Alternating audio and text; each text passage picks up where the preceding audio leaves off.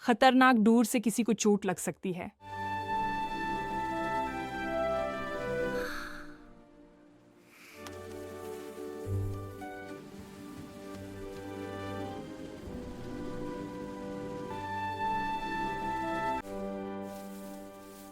فوراً رکھ جاؤ، یہ ڈور کسی کو زخمی کر سکتی ہے۔ یہ ایک پیارا سا گاؤں تھا جہاں صبح کی ہوا ٹھنڈی اور آسمان بالکل صاف تھا۔ اسی گاؤں میں ایک ننھا سا لڑکا رہتا تھا جس کا نام تھا علی۔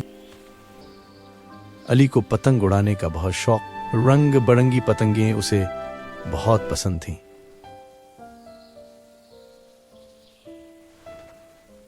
جب بھی ہوا چلتی علی خوشی سے مسکرا اٹھتا۔ ایک دن علی نے ایک بہت خوبصورت پتنگ خریدی۔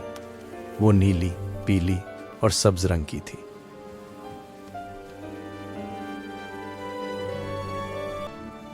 علی سوچ رہا تھا آج میری پتنگ سب سے اونچی اڑے گی۔ علی گھر کی چھت پر چلا گیا۔ ہوا ہلکی ہلکی چل رہی تھی۔ پتنگ آہستہ آہستہ آسمان کی طرف اڑنے لگی۔ امی نے پیار سے کہا، بیٹا خیال رکھنا، خطرناک ڈور سے کسی کو چوٹ لگ سکتی ہے، محفوظ رہ کر کھیلنا۔ اچانک ہوا تیز ہو گئی۔ پتنگ کی ڈور نیچے گلی کی طرف جانے لگی۔ علی نے دیکھا لوگ چل رہے ہیں اور ایک موٹر سائیکل بھی آ رہی ہے۔ تبھی دادا جان آئے اور بولے، علی بیٹا فوراً رک جاؤ، یہ ڈور کسی کو زخمی کر سکتی ہے۔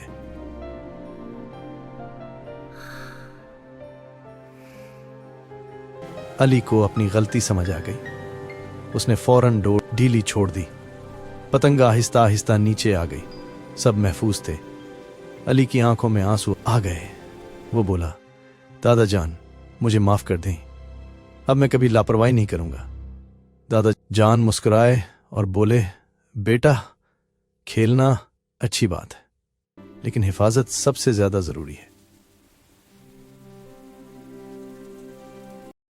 اب علی اور اس کے دوست کھلے میدان میں پتنگ اڑاتے تھے، نہ سڑک کے پاس نہ بجلی کی تاروں کے قریب۔ علی خوش تھا۔